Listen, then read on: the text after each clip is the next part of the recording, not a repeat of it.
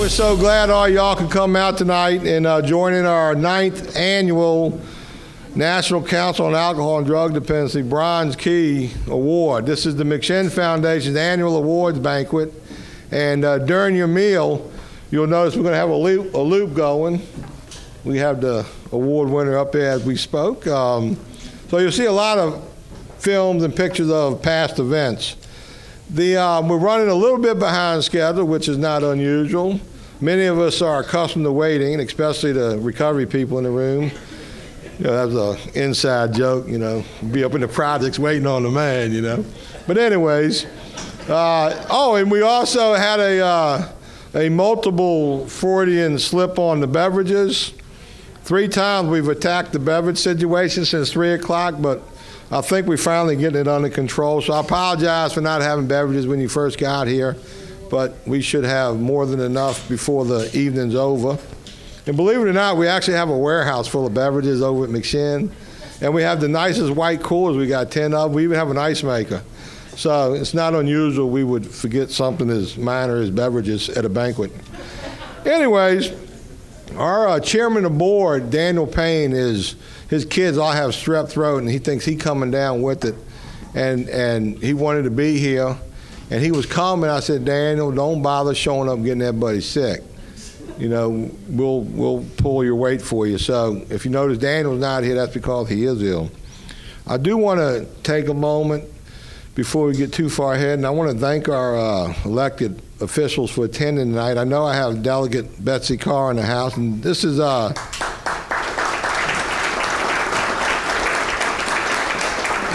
this is Delegate's car. We're in her district right here. This memorial's in her district. So Betsy's always been a huge supporter of McShin. She usually shows up at most of our events. We also have a Commonwealth Attorney, Tony Spencer, in the house. Where you at, Tony? Over here. Tony, he loves coming down to these events. We have lots of fun, and he likes fun. And we have Sheriff C.T. Woody with us tonight up here at the front table.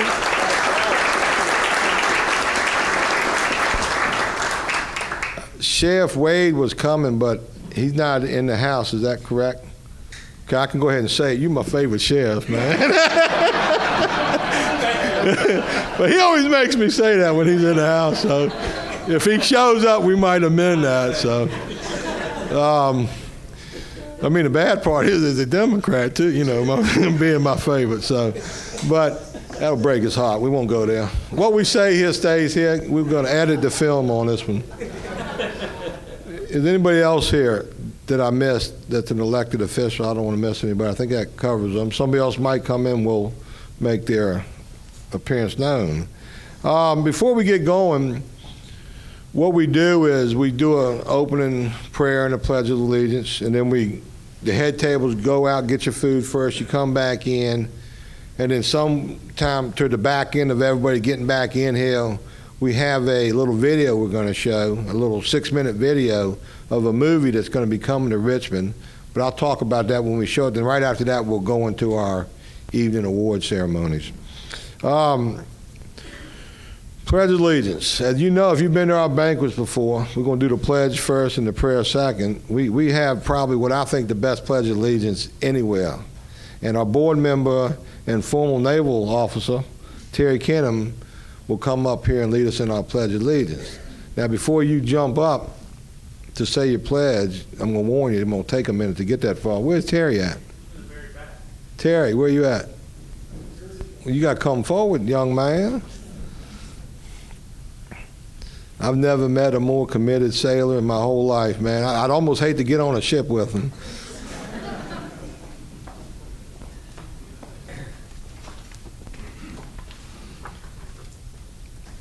Good evening. My name is Terry Kenham. I'm a board member here at McShin and a person in long-term recovery. For me, that means I have had to use drugs or alcohol for almost 31 years. In a few minutes, I will ask all present to join me in the Pledge of Allegiance to the flag. I feel a deep sense of humility whenever I visit these hallowed grounds and facilities of the Virginia War Memorial, especially when viewing the names of fallen veterans. Some of those names come from a battle of World War II, of which the 68th anniversary of same just passed, the battle for Iwo Jima in the South Pacific, an island some 8 square miles in total territory, during which the period of February 19th through 26 March 1945, some 6,800 United States Marines died, and some 19,000 were wounded. All gave some gave all. There is probably no image, picture, or sight that so directly reflects an allegiance to our flag than that of the raising of the flag on Iwo Jima, Mount Suribachi. 6 men raised that flag that we are so commonly familiar with, 5 U.S. Marines and 1 Navy corpsman. 3 of them were to survive the battle and return home. The other 3 joined the 6,800 that were killed. One of the survivors, John Bradley, a Navy corpsman, was to have over 200 Marines die in his arms. His son is James Bradley, author of Flags of Our Fathers. One other survivor, a Pima Indian, Ira Hayes, was to die of alcoholism in a ditch on a reservation in Arizona.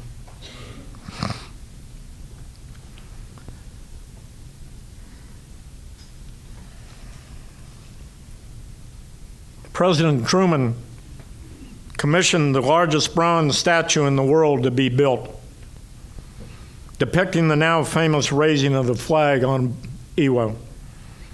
Some 8 years later, on 10 November 1954, the Marine Corps birthday, President Eisenhower dedicated that memorial in Arlington, Virginia. Sometime prior to that, on June 14th, 1954, President Eisenhower mandated the last change to the Pledge of Allegiance to the flag and added the words, "Under God." The sculptor, when quizzed about the 13 hands on the monument, when only 6 men raised the flag, he just replied simply, "That one is the hand of God." About a month ago, I was in the Martin's grocery store on John Rolfe Parkway. When I was going down the aisle, I noticed a woman pushing a wheelchair. As I got nearer, I noted that the man had on a hat, United States Marine Corps hat. I went up as I got closer, and I noticed on his Marine Corps shirt 2 words, Iwo Jima. Knowing that Marines do not glorify themselves, I said to the veteran Marine, "Devil Dog, thank you for your service at Mount Suribachi." His eyes welled, and in the typical Marine fashion, his jaw clenched. And he simply replied, "Thank you for remembering us." I then stepped back and I rendered a salute to that deserving Marine. I turned and thanked his wife for what she'd done for us as a country. I left knowing the old Devil Dog's day had been complete. And I left both honored and humbled by that Marine's presence. Please remember that only two defining forces have ever offered to die for you: Jesus Christ and the American GI. One died for your soul, the other died for your freedom. The veteran is a man or woman that signed a blank check payable to the people of the United States up to and including their life. Please know that the U.S. veteran has fought for not hating what is in front of them, but because they love what is behind them. If you don't stand behind our troops, feel free to stand in front of them. It is the veteran, not the preacher, who has given us freedom of religion. It is the veteran, not the reporter, who has given us freedom of the press. It is the veteran, not the poet, who has given us freedom of speech. It is the veteran, not the campus organizer, who has given us freedom to assemble. It is the veteran, not the lawyer, who has given us the right to fair trial.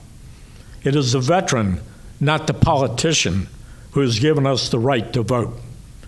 It is a veteran who salutes the flag. It is a veteran who serves under the flag. Eternal Father, rest grant them, O Lord, and let perpetual light shine upon them.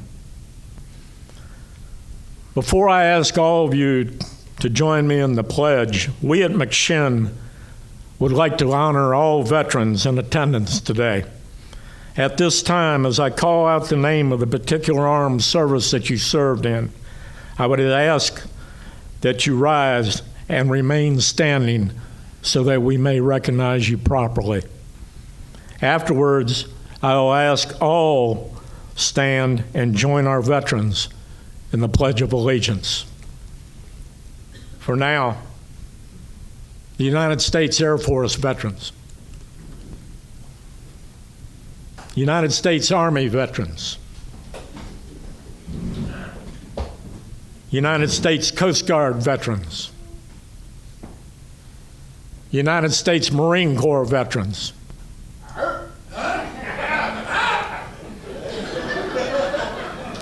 United States Navy veterans. Veterans, we thank you for your service. Join me in a round of applause.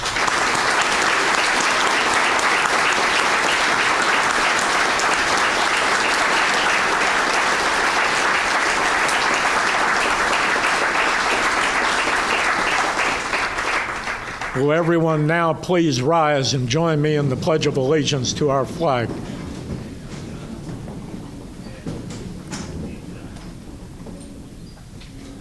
I pledge allegiance to the flag of the United States of America, to the republic for which it stands, one nation, under God, indivisible, with liberty and justice for all.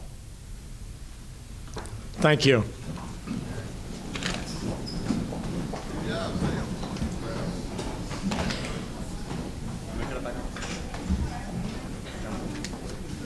You can cut that back on.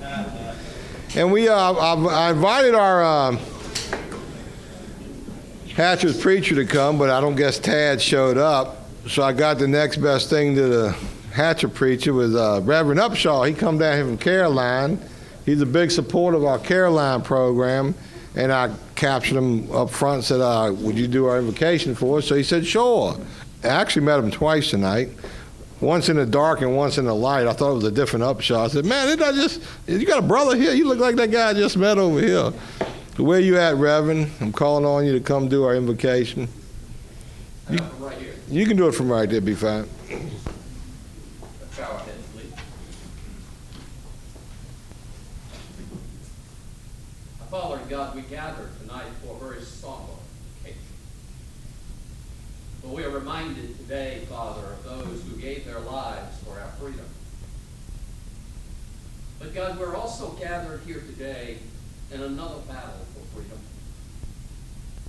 Freedom of our minds, and hearts, and souls, and lives of individuals that are enslaved.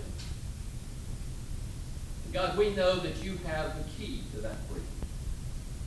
Father, we pray that we might be good soldiers in this battle, that we might fight the good fight. Father, we might be true to the cause, because, Father, we know that truth will set us free. God, we acknowledge today our dependence upon you. Father, we pray for victory, because we know that only in you will our lives have true victory. Bless us now. Bless the food we're about to receive. And Father, even as you provide physical food, feed our spirits, Father, that we might be better equipped to fight the fight that you have given to us. For Christ's sake, amen. Amen. Thank you, Reverend. Now, here's the best part about the evening. No, actually, it's the second best part. We're going to, in an orderly fashion, start with the head table. Terry, that'd be your table. We're going to peel off that way, and then another table can go, and we're going to eat. We're going to come back in when the last person's seated, and we got two setups out there, so you can go down both sides. It's the same food on both ones, so get all you want. I'm sure we got plenty, and then we'll get into our presentation once we all get our food and sit down. My name is Greg Williams, and I never wanted to tell you this, but I'm a drug addict. I live in this house in Connecticut with my two best friends in the world. Michelle and I got married recently. I didn't do too bad for a drug addict. Now, did I? This is my friend Don Furtman. He's the Chief Development Officer at Subway World Headquarters, and he's an alcoholic. Here's another crackhead friend of mine, Tom Coder. He's pretty important. He's the Chief of Staff to the Senate President of the state of Rhode Island. And Mayetta Brodus is a dope fiend friend of mine from Kentucky, and she's got one of the most incredible stories you'll ever hear. This junkie here is a best-selling author, and he gets asked to speak in a lot of different places. His name is William Coate Moyers. And this guy here? This guy changed my life. His name's Bill White, and just like me, he's an alcoholic and drug addict too. You might be thinking, they don't look like drug addicts, junkies, crackheads, and alcoholics. Is it because you were picturing her? Or him? See, that's because my friends and I are the types of people with addiction that don't use alcohol or other drugs anymore. Actually, we prefer to describe ourselves more like this today. My name is Greg Williams, and I'm a person in long-term recovery. And for me, that means I haven't used alcohol or drugs since I was 17. Recovery's really given me a gift of a new life. I think that so many people in our society still think of addicts as homeless people living under bridges, who are wearing trench coats and clutching a paper bag full of whiskey. And that's just not who we are. Hey guys, Greg Williams here in the basement production suite of The Anonymous People. What you just saw was a sneak preview of the opening sequence of the film. And The Anonymous People is a story about addiction, but it's a story about addiction that you have never heard before. There's no fried eggs in a pan, pictures of the brain, needles hanging out of people's arms. It's a story about the other side of addiction, the 20 million people living in long-term recovery. It's a story that has been largely ignored by the mainstream media. And I set out to answer one really fundamental question. Why don't we treat addiction in this country like any other health issue? I'm going to have this for the rest of my life. I'm going to have to work on this for the rest of my life. And I'm not saying, like, please feel for me, but at the same time, it's just like, don't judge me. Do you know that this is an epidemic? There's a lot of us. Everyone knows somebody, whether it's a family member, a friend, a sibling. We all know somebody, and I'm not all that special, and I'm not all that unique, and it can be any of us. The stigma is they're doing it because they want to. My experience is I didn't become a drug addict because I wanted to. I didn't become an alcoholic because I wanted to. And because there is such shame and stigma around addiction, anytime I speak out publicly, whether it's in a rally at the Capitol or in a church or at my kids' school, I know that either an hour later or a day later or a week later, somebody who was in that audience when I spoke will call me or contact me and say, "Can you help me?" You can't treat mental health issues or health issues with Black Hawk helicopters. You just can't do it. It doesn't make any sense. It's like saying, we have an obesity problem. All right, any of you fatties going into Burger King will be shot. Now, in this circle alone, how many of y'all have family or loved ones that vote? Raise your hand. Everybody.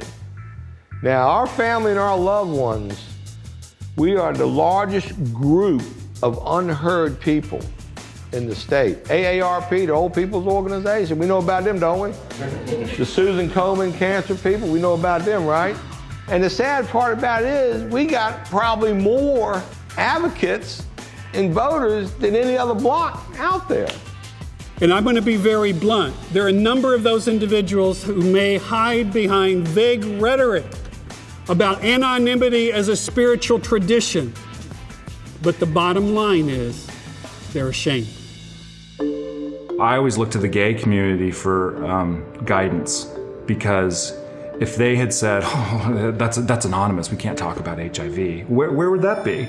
They really understood right away that silence was going to kill the entire community. Do you think the Anonymous and Alcoholics Anonymous contributes to the stigma and discrimination against addicts? Well, I didn't really have a choice whether I was going to be anonymous or not. So I often get a lot of grief from my fellows in recovery. I don't think the founders of 12-Step Fellowships ever intended people to think about anonymity the way they're thinking about it today. And people think that they can't share with anybody that they're in recovery. And that's not what it's about. Bill Wilson, the father of Alcoholics Anonymous, the original 12-Step guru, stood before Congress and told everybody about his own personal recovery. Bill Wilson was quoted as saying, "I can see the day when hundreds of AAs," he called them, "are in the halls of Congress to advocate so that other people can live." He very much believed. He's the one who tapped Marty Mann to go out and start the National Council on Alcoholism and to go out and to spread the message about why public policy reform was so important. To advocate for enough treatment beds, to advocate for reimbursement. That's a way I can do one giant 12-step call, is to advocate for a different system that will help millions. But if we're not politically engaged, then we're leaving this to someone else. And if we could ever tap those 20-some million people in long-term recovery in this country right now, to say that they're willing to put their hand up and be a face and voice of recovery, you change this overnight.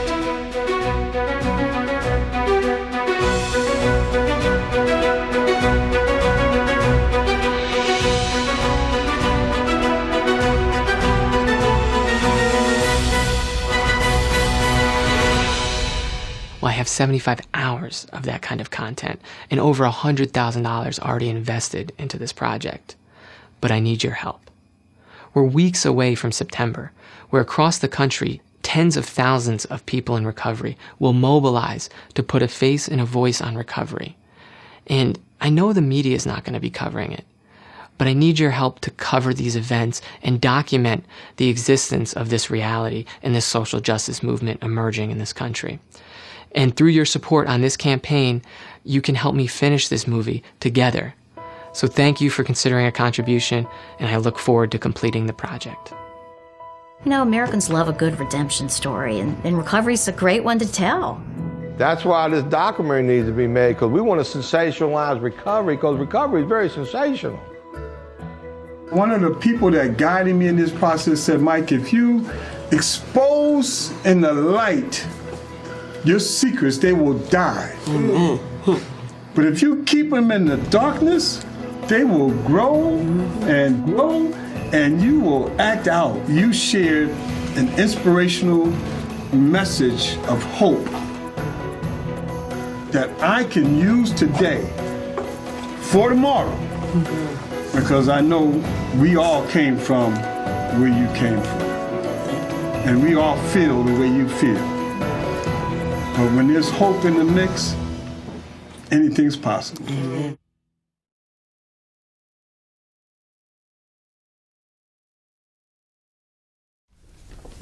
So, on May 13th, free screening.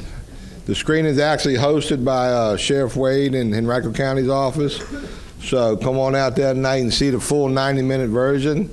And I've seen it, and I don't know how much more they'll cut, but I know Sheriff CT's in it. Got a nice little talking part in there. Alonzo's in it, Alonzo Pruitt, wherever you at, Alonzo. And Sheriff Wade's in it. And they cut Sarah's part out, but maybe next time. I think you had to have a drug problem or something to be in there or run a jail.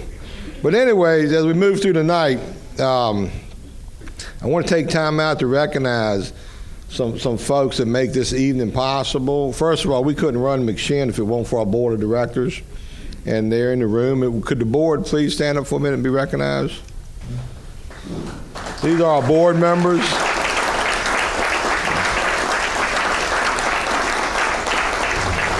If you look around the room, board members, I think this is a very nice event, and we can't thank the board enough for supporting our activities here at McShin. The staff at McShin, the ones that put it all together, you know who you are. Could the staff please rise and be recognized? These are the folks that run McShin.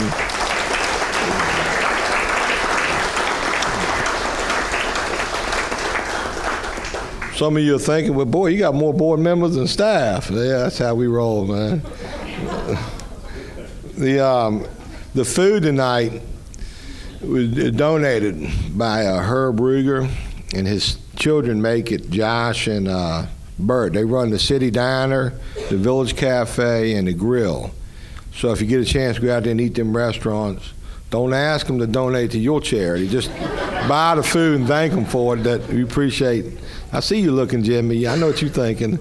You know, as a nonprofit, you almost hate to give up valuable information like that, but I'm sure Karen's taking notes in here.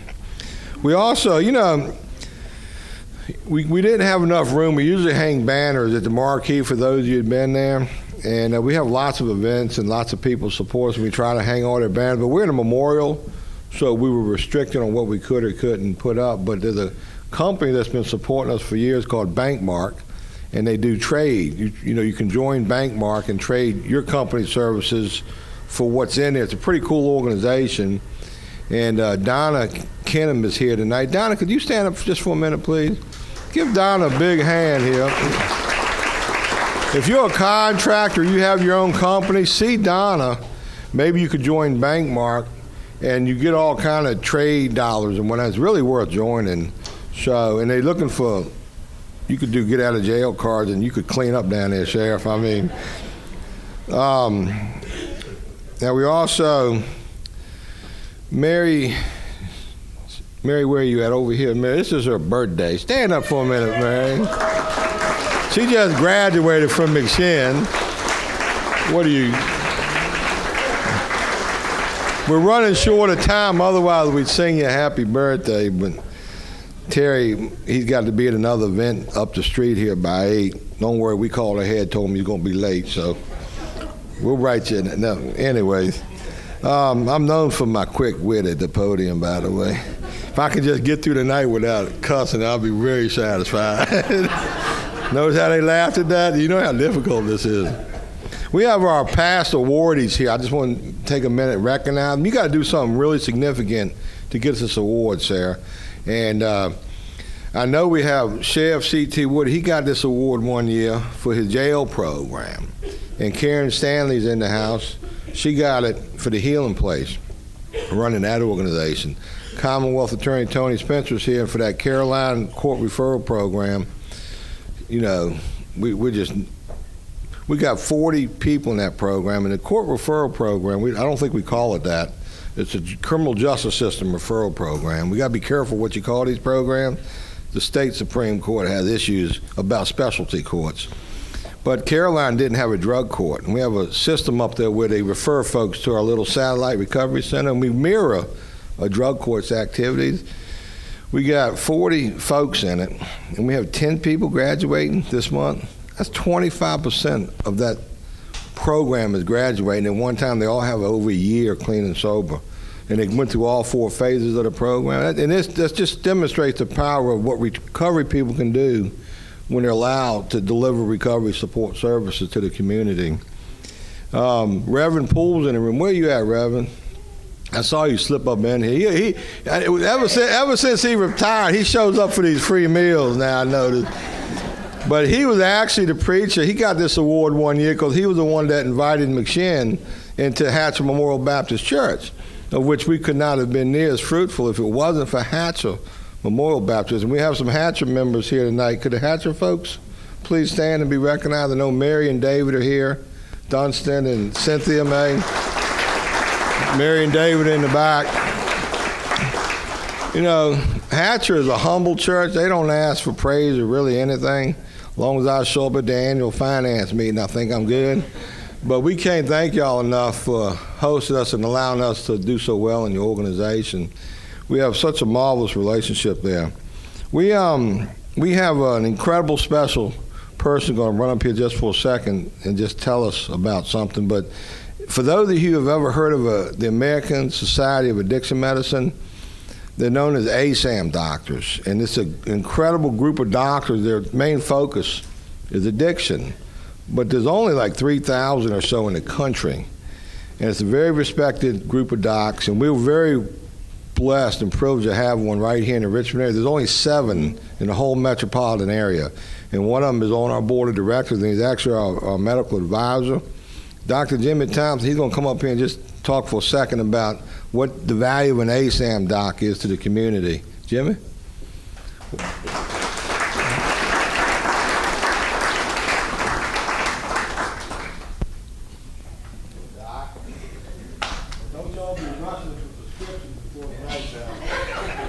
I'm off duty. I want to say thanks. I appreciate the recognition and becoming board certified in addiction medicine. At first, I thought of that as kind of a personal accomplishment. I was a little bit hesitant to come up and talk and be recognized, but I realized that becoming an addiction specialist is a lot more like joining a cause than it is a career choice. And I think it's a cause everybody in here shares, and so I don't mind. And John asked me to talk a little bit about the American Society of Addiction Medicine.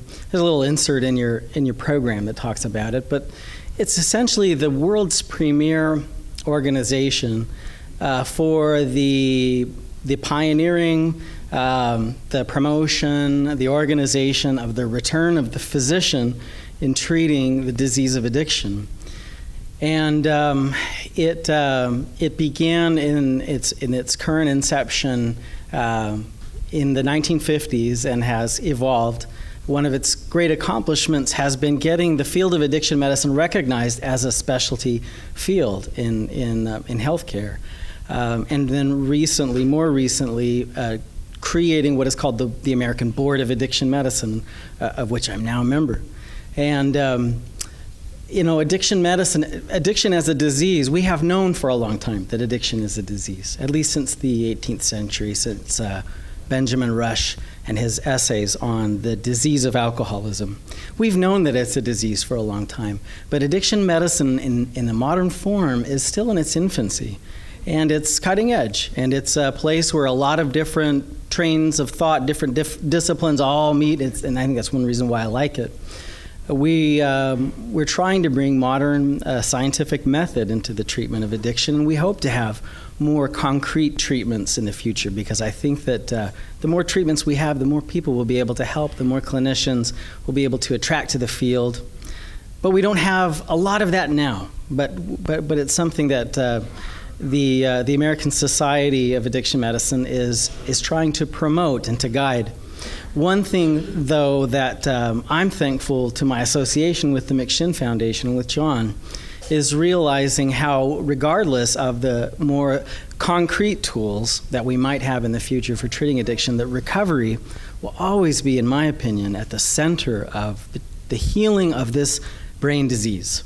And being a recovery person myself first and a member of the Board of Addiction Medicine, I consider it my personal cause to bring that message and bring it alive among my fellow scientists who are trying to find more scientific ways to treat addiction medicine. And working with McShin has helped me to see that a recovery center like McShin should be at the core of the treatment of the addict, with medicine as its aid. And so I'm thankful for the McShin Foundation and for all the people I've gotten to meet, for the experience, and thanks again for the recognition. Thanks a lot, John.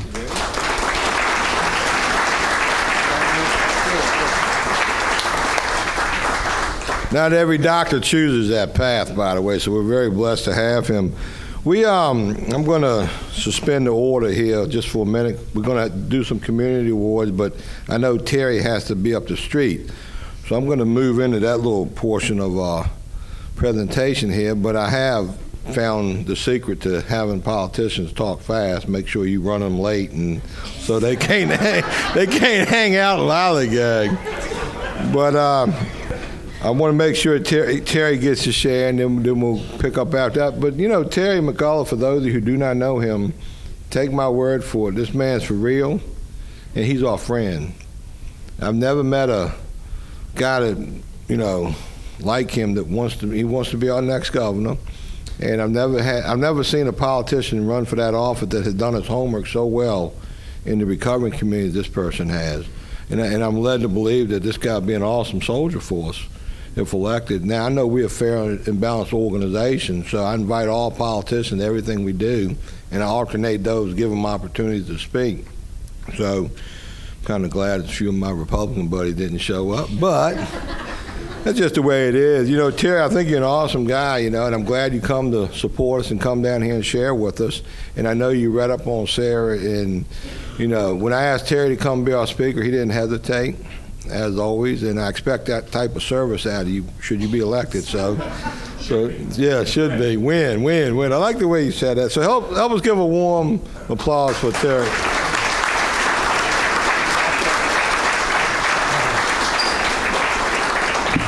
Thank you. Good evening, everybody. It is an honor to be here with you tonight. I have been a big fan of the McShin Foundation for a long time, not only in person, but Dorothy and I have been contributors because it's important.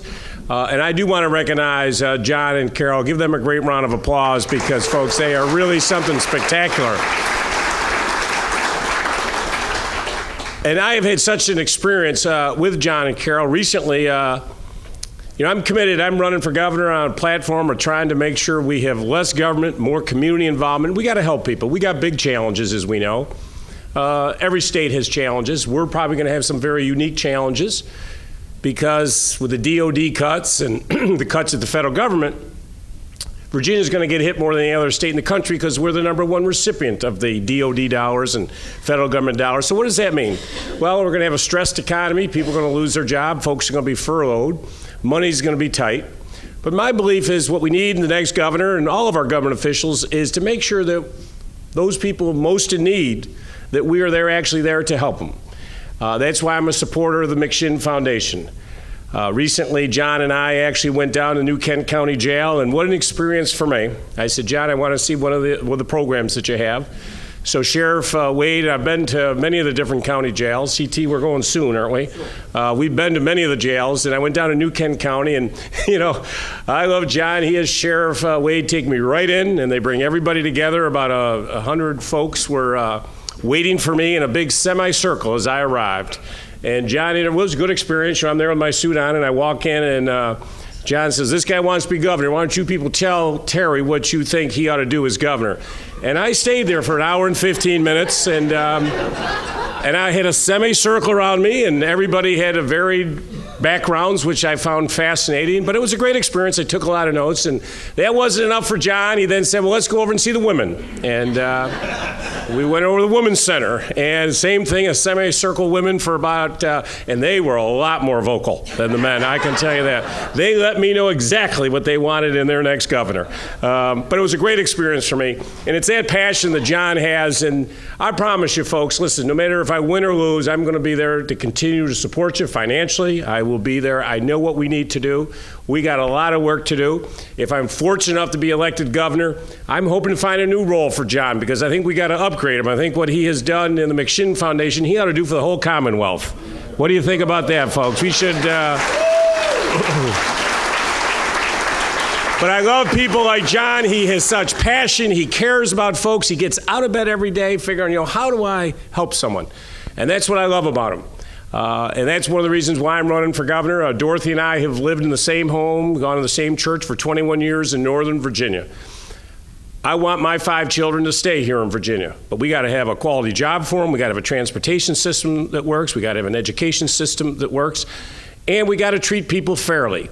I have always been a long-time advocate. We ought to have automatic restoration of voting rights, folks. I have been a huge advocate for that my whole life.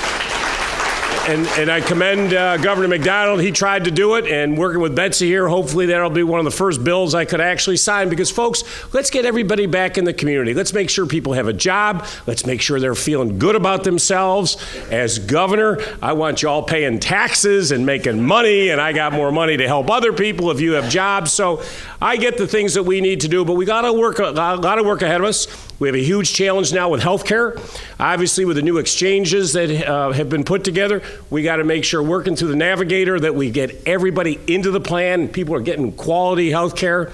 So I wanted to come by tonight once again. I spoke at this dinner 2 years ago. I am a huge advocate. I am a huge supporter. I want to be there for folks to help them with the addiction issue, anything you need. I want to take Virginia to the next level.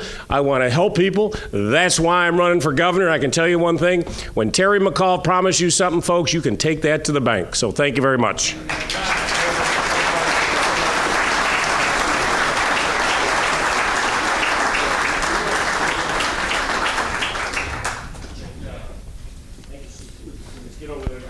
That's how you get a quick speech out of a politician. Keep me in there. Right.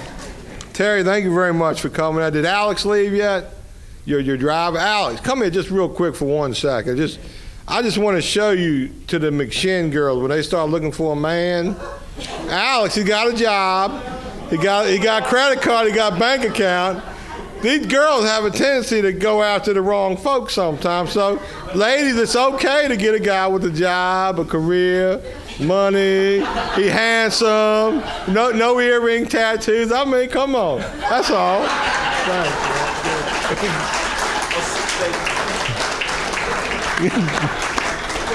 I was talking to him earlier. He's such a nice fellow. I said, man, this is the kind of guy these girls need to meet. But anyway, we're going to... I do want to, honestly, going to come up here real quick and help me recognize some of our staff and folks. And John Ruger is going to come up, one of our board members. And just, briefly, we like to recognize people who really done the grunt work over at McShin all year and made us who we are. We give out Volunteer of the Year awards. We have 2 Volunteer of the Year. And we just bring them all up here and then applaud them all at once. We have Ed Jones, who almost got our drinks here on time tonight, but Ed worked tirelessly all year long. Ed is down McShin every single day. Ain't that right, Pat? I mean, you must be pretty tired of us by now. That's Ed's wife. I'm appreciative. You're appreciative. He has been off drugs since he's been down there, so that's a good thing. Carl Kelty. Carl, where you at, buddy? Here's another one that... I mean, Ed works 60 hours a week down there. I mean, he just does it, he don't. And then Carl, we finally found somebody who worked for 25 cents an hour. I work free. And then we have an alumni. All my alumni in the room, if you came through McShin, could you just stand up real quick, please? These are alumni folks that came through our foundation.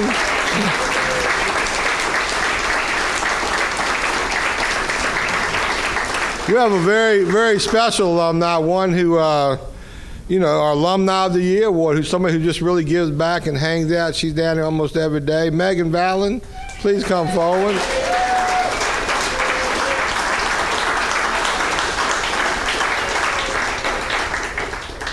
Now, we want to make sure we recognize the folks that donate all this food to us. Now, Bert and Herb and Josh, they don't never come to these events, but we have some nice trophies for them, and John, their uncle and brothers, are going to see to it they get their little recognition plaque, so we want to make sure they got a big shout out. Maybe we'll send them the video so they can see how grateful we are. So give them an applause. And every year we like to do an Employee of the Year award, an employee who has distinguished themselves in being worth the money we pay them. And usually you got to do a lot more work than what we do pay you to get this award. And we did find one employee that is really way overworked and underpaid. And Mike Mason, the Employee of the Year.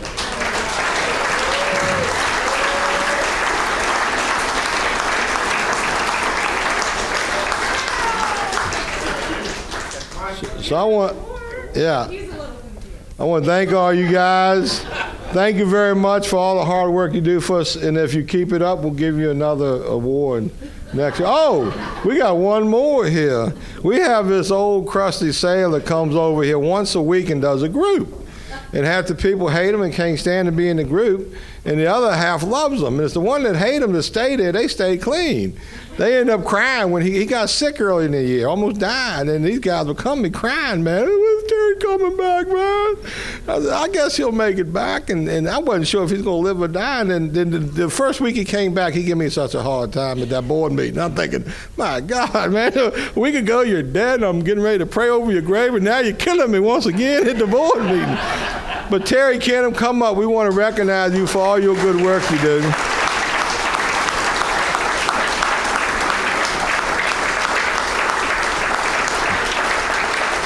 Now you notice how yours is cut off.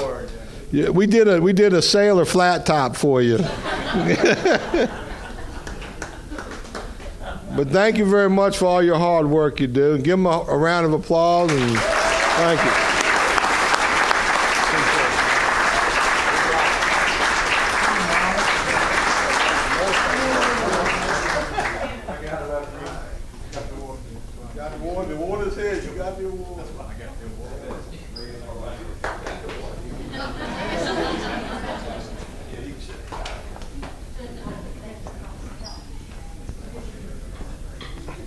Now we coming to kind of the main event here. You know, I'm really not in a hurry anymore because Terry left, so we can slow down. I'm going to have John Magnuson come up here in a minute, and John works for the National Council on Alcohol and Drug Dependence. He runs their Washington office. He's our spokesperson in Washington for the National Council on Alcohol and Drug Dependence. We have affiliates all over America, and he's going to come down here and present the award to Sarah. And but before he does that, I just want to say a few words. I met Sarah a few years back when she worked for Senator Stosh, and I'd be showing up down there advocating for more money for our community service boards, and this is several years ago. And I kept being a face and voice of recovery, and we got struck up in a relationship, I think. And Sarah was very inquisitive. She had a lot of questions to ask me about addiction and recovery, and then one day she was saying, she's talking about her college dissertation. What should I do? And I'm always quick. Look, man, you need to come down to the jail. Sheriff Woody let us down in the jail program. I mean, now that's another story in itself. We have a relationship with sheriffs, and we're all the addicts nowadays in jail. So if you ever want to find a group of addicts to talk to and carry the message of recovery, just be nice to a sheriff, and they'd probably let you in the jail. Well, Sheriff Woody let us start a program down there, which the colonel didn't think we would ever get off the ground, if I recall. He said, the colonel called me one day and said, John, come on down. Sheriff Woody's on my butt, he told me talk to you and see what this recovery is all about. And I said, we just want to go ask inmates if they want to have their own tier, recovery tier. And the colonel said, look, you ain't going to get 5 people, but I'm going to do what the sheriff tells me. I took Mike Tillum. Mike's in the room with me, you, and a couple other people went down there, and within a couple hours, we went through several tiers and had over 250 volunteers to be in a recovery tier. So I knew it was going to be a slam dunk as far as getting people willing. Well, anyways, I'm always big on trying to demonstrate on how good McShin is and the recovery support services and the recovery movement, recovery people, and Sarah saw something in us, and she knew. I believe she could actually feel and believe in the recovery process through people like me. And then she said, you know what, I'm going to get Dr. Bosher to sign off on this. I'm going to come down there. And Sarah sat in that jail cell for, 3.5 years? And sat there and talked to these people, collected data, and came up with this scientific, evidence-based that program is the best recidivism reducing program in the jail by 18% greater than anything else, if I read it correctly. She sent me her executive summary, and I quickly go through and highlight everything that got McShin in there, you know. And if I would have sent it to you, you would think McShin did everything down there. But, you know, a lot of people involved in that program, they're still involved, and we're putting out some really good recovery out of there. And Chef Woody, I'll talk kindly and highly of him for a minute. He's got this thing called team. Together, everybody achieves more. And that personifies what team spirit can do in a situation like that. You got all your officers working with us, so it appears. You have volunteers from the outside. You got the folks that go through there. And I think together, we're really cranking out some awesome stuff, you know. And we do not give this award lightly, and we just don't give it to anybody. You have got to do something significant. You have got to impact addicts, their family members, and their loved ones. So when our loved ones do end up in the criminal justice system, we want these programs available. And quite frankly, I'd rather have a loved one talking to one of me than somebody building another jail. No offense to jail contractors out here. No, actually, that is an offense to the jail contractors. So, but anyway, John, come up here and tell us a little bit about this award.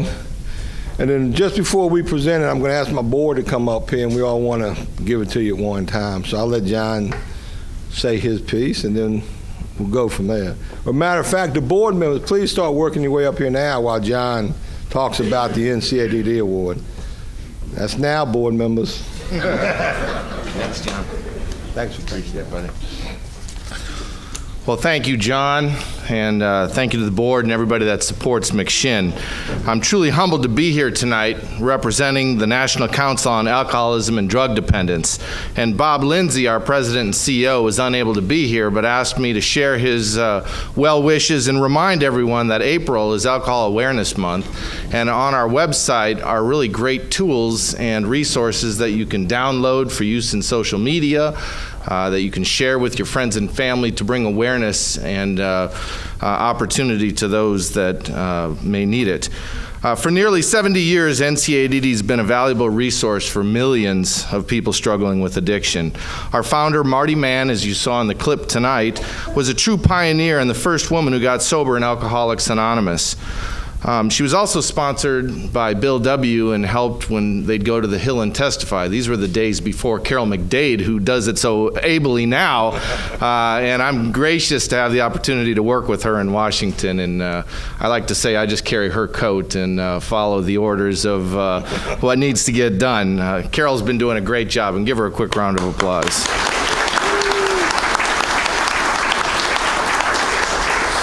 But Marty Mann made two very important policy decisions when starting NCA. And one, it was to be credible, we needed the medical scientific community behind us. And I'm glad to see ASAM represented here tonight.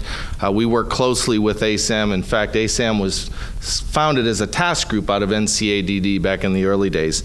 And two, it was to change people's attitudes and understanding, which meant that you had to change their behavior. And so NCADD needed professionals, trained consultants, and counseling services and programs at the local level. And so the rest is history. Today, this vision of Marty Mann has produced nearly 100 affiliates across the country that operate like the McShin Foundation, affiliates who work closely with those in the medical scientific community, as well as providing the direct services to people at the local level. And last year, 46 million individuals and families were served by NCADD. And everyone in this room knows the incredible work that the McShin Foundation is doing locally here, the pioneering work, and we're just so proud of that and so grateful to be a part of that. The NCADD Bronze Key Award, as John was saying, isn't something that's given out lightly. This is something, it's our highest national award presented locally by the affiliates to volunteer members of local councils, officers and board members, or other local organizations that have greatly contributed to the field of addiction and recovery. Outside of those that you've already heard from here that have received this, other past recipients include Father Joseph Martin from Father Martin Ashley for the work in treatment, the physicians, Doctors Timon Shermack, Max Schneider, and Jasper Chen for their work in medical understanding, and entertainers like Stacy Keach and Margot Hemingway, broadcasters like KGO, ABC7 News in San Francisco, and sports figures like Brett Favre. All have received this award, in addition to corporate leaders like Grumman Aerospace, Chrysler Corporation, the Progressive, and Chevron, and community-based groups that have worked with us, like the Junior League of New Orleans or the Louisiana National Guard's Demand Reduction Group. All of these groups have received the award that tonight's recipient is receiving for their work, and her work is on the equal par. Dr. Sarah Scarborough is a rare individual that produces great scientific work. We've heard about her great doctoral dissertation entitled Reducing Recidivism and Returning Offenders with Alcohol and Drug-Related Offenses, and it goes on, contract for the delivery of authentic peer-based recovery support services. This important study, as John said, identified that 18% drop in the recidivism rate, and that savings that was equated to that was $8 million. These are the kind of statistics that we need to be documenting if we're going to be successful in moving forward the advancements that we're making in addiction and treatment. But just as important is the rare qualities that tonight's recipient has. Her professional skills and works go without standing, but it's her ability to take these works and to communicate them and move people into action on them. And she's done some great work on this. You know, as John was saying, her study is nearly 200 pages long. Just the executive summary is over 19 pages. But she's also taken and put it into a form that most people that are involved with social media today, infographics and other ways to bring forward and bring to life this information so that people will actually read it outside of those of us in policy circles and those in treatment and recovery. And so I'm just truly grateful to be here tonight to, along with the McShin board and all of us, to welcome to the stage this very wonderful, very talented, truly outstanding person that's contributed so much for all of us and for those who we can still serve. So if I could now ask Dr. Sarah Scarborough to join us.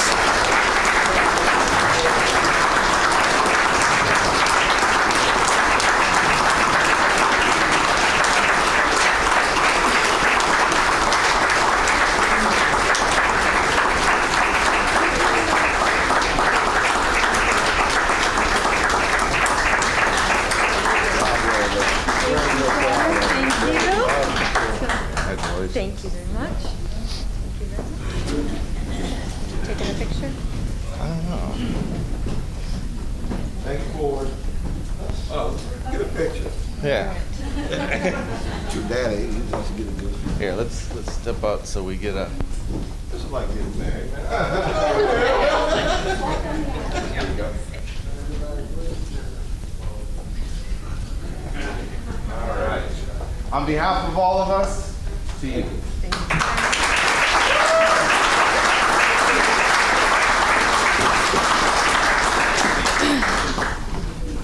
see, how do I arrange this? All right. Well, I'm truly flattered to receive this award, especially to be honored by John and the McShin Foundation. I'm thrilled to also share this experience with my husband, Josh, and my parents and brother, Jake, who are here today as well. As some of you may know, my father is one of Virginia's most respected law enforcement officers. So as I grew up, I witnessed the firsthand sacrifices and commitments made by those people who choose to serve the community by protecting us and enforcing our laws. My father's line of work deals with people who break the law. In an unexpected turn of events, I too have decided to work with people who break the law. Passion is a curious element of the human experience, and I want to take a brief minute to share with you how I became passionate about working with people who are in recovery. 5 years ago, as John alluded to, I was searching for a topic for my dissertation for my PhD at VCU. It was the time that I was with Senator Stosh as his legislative assistant during the General Assembly session, and John came into my office lobbying some bill. I don't remember what it was, but I'm sure it was the most important bill the General Assembly heard that year. He and I started chatting about my upcoming dissertation, and he told me about a program he had just started in the Richmond City Jail, the McCovery program, where he was working with the worst tier of the jail, delivering a peer-based model for recovery. John wanted somebody to evaluate the program. My interest was sparked, and I took the bait. Within a week, I was sitting in Sheriff Woody's office pitching my idea for the study. After he gave me the dad speech about my safety and that he was going to watch me very closely, he gave me permission to enter his jail and evaluate this program.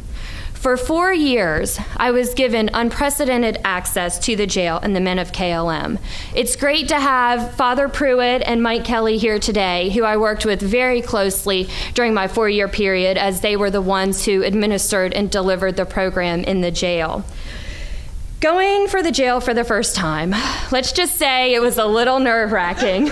A young lady walking in, entering a tier of violent addicts. I was intimidated, I will be honest. But I wasn't really sure what to expect, but I was astonished to be received by such a well-respecting and well-mannered group of men in there. My experience on the tier certainly ignited my passion for recovery and fueled my research in the Richmond City Jail. As I embarked on my study, I was fairly conservative as it relates to this topic. I didn't realize the disease of addiction. I didn't realize how hard it was for an addict to say no, or how easy it is for an addict to slip back into their old ways. Additionally, I was not aware of the amount of criminal activity that is predicated by substance use and addiction. Thanks to Sheriff Woody, I had the opportunity to learn the truth, to meet these men, and realize they make mistakes just like everybody else. Many suffer from addiction, and that addiction has led them to make bad decisions. The men truly committed to the program have made a decision to get up. With the help of God and a great program, they were able to start their walk down the path of recovery. Over the 4-year period of my study, the weekly visits were exceedingly rewarding, as they are today as I still go into the jail. My research confirmed that this program, now called Kingdom Life Ministries, is extremely effective, benefiting not only the men involved in the program, but their families, loved ones, the community, and taxpayer dollars. The success of KLM is directly related to the idea that no one can help an addict better than an addict. My journey has really helped me realize the magnitude of the role addiction plays in our society. Addiction, as we know, does not discriminate, and it can affect everyone. Unfortunately, not everyone has seen what I have seen. Not everyone understands how the ripples of addiction truly affect our community. Our task is to make sure that everyone understands. It's policymakers who need to be touched so they can understand the complexity of addiction and start working towards solving the problem and making greater strides to rehabilitating addicts. We need to make sure there's more Sheriff Woodies out there who allow programs like this to work in their jails. We need more John Shinholzers who run peer-based model programs that work. And most of all, we need more addicts in recovery to help addicts in recovery. It has really been a pleasure to work with McShin for so long and to currently serve as a board member of KLM. Many of the other board members are here tonight as well. I thank you, John, for all you've done to support me and mentor me in this area. It's really been a pleasure working with you and getting to know you too, Carol, and I'm overjoyed to receive this prestigious award tonight. Thank you.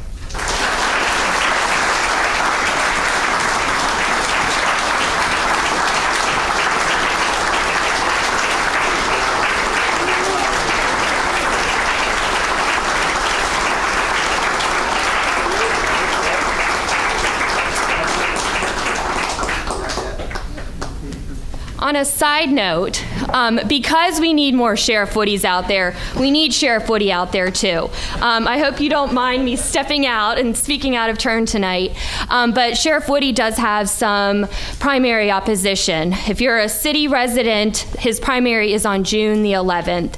And in order to keep this program in the jail, in order to keep McShin and Kingdom Life Ministries in there, Sheriff Woody really needs all of our help. If you can vote, please on June 11th, go out and vote for him. If you cannot vote in the city, such as myself, there are a million other things you can do to make sure that he's elected in. I'm sure he'd be happy to give you a list, and I will too. So June 11th is the day. Thank you.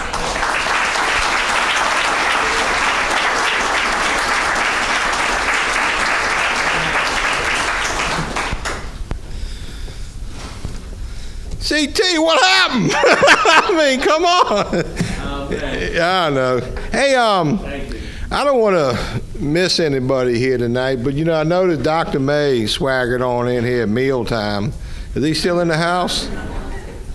Jim May, stand up for a minute, please. You know, Dr. May got this award one year, and out of the 40 community service boards in the state of Virginia, one community service board, Richmond Behavioral Health Authority, has supported our mission since its inception. And I hope you continue to do so, and I don't never want to forget or recognize the help you give us, and we greatly appreciate that. And if I ever come across as ungrateful in any way, shape, or form, that's my inner demon I'm working on. But thank you, Dr. May, so much for your help.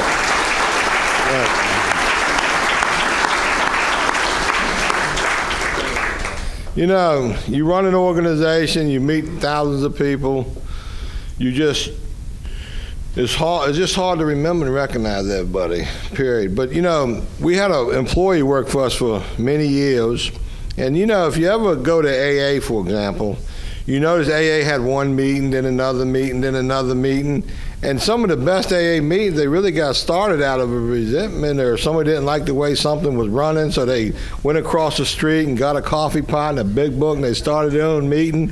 Next thing you know, that's the best meeting of the week.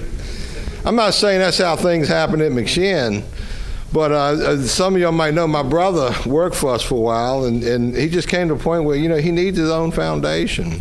So he went out on faith with a little nudge from his big brother to start his own foundation. He's done that, and he's doing really well, and the name of it's Willingness. And they're in the house tonight, and they have their own table somewhere. Where's the Willingness table? Could y'all rise for a minute, please?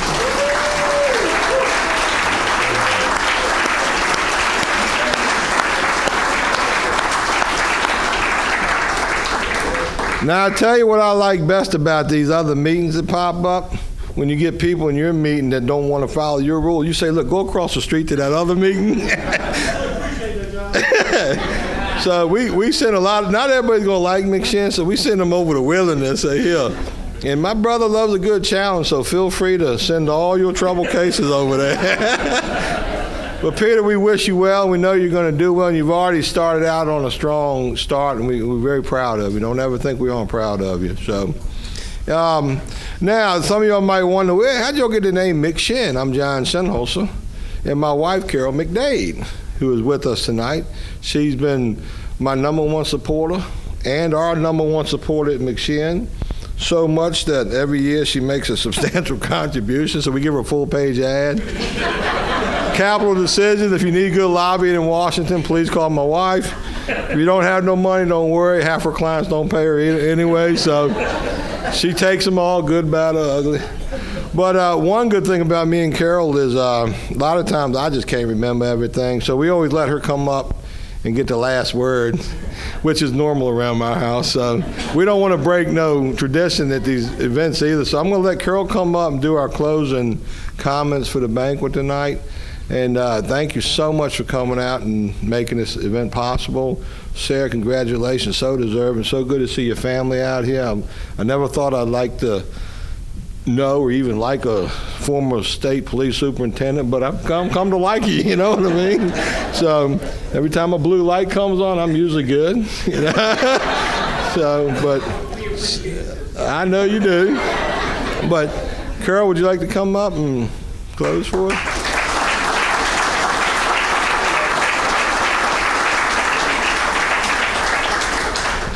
Well, good evening. For those of you who have babysitters to get home to at 9 o'clock, I promise I'm going to get you out the door. I am Carol McDade. I'm a woman in long-term recovery. For me, that means I've been alcohol and drug-free for 15 years. And my recovery's allowed me to become a wife, a mother, and a small businesswoman, and a recovery advocate like many of you here in the room tonight. Well, we came together tonight to support the work of the McShin Foundation. Because of your donations and your support and your volunteer hours, we're able to provide scholarships to a man or woman who are leaving the criminal justice system and are seeking recovery.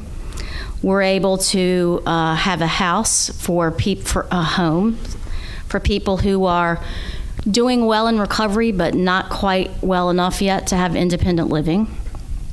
And we couldn't do this without our incredibly talented staff and volunteers, and with the support of all of you. This definitely is a community illness, and recovery is all about community. If you can financially support us, please do. If you can hire one of our able, talented, smart clients, please do. And know that you will give people purpose and dignity so that they can go on and sustain their recovery. John and I both know that from our experience that work gave us dignity and set us on the path to recovery, and we believe in making everyone else have the same chance that we did. You know, a nun, I'm a recovering Catholic as well as a recovering woman.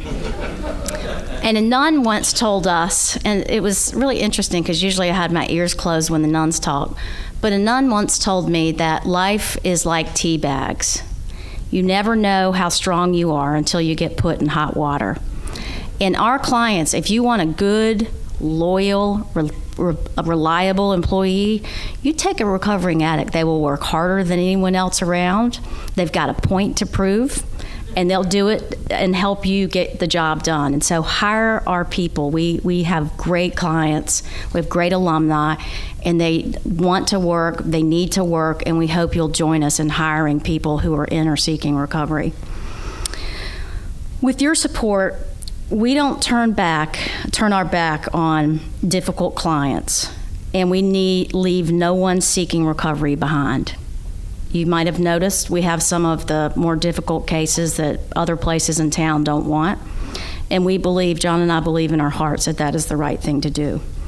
We draw strength from our clients who are successful, and we learn from our mistakes. We keep our doors and our hearts open because we know that only 10% of the people with a diagnosable substance use disorder get any help at all in this country. We know God and this loving, charitable community that you all represent tonight stands with us on our journey. So thank you and have a good evening.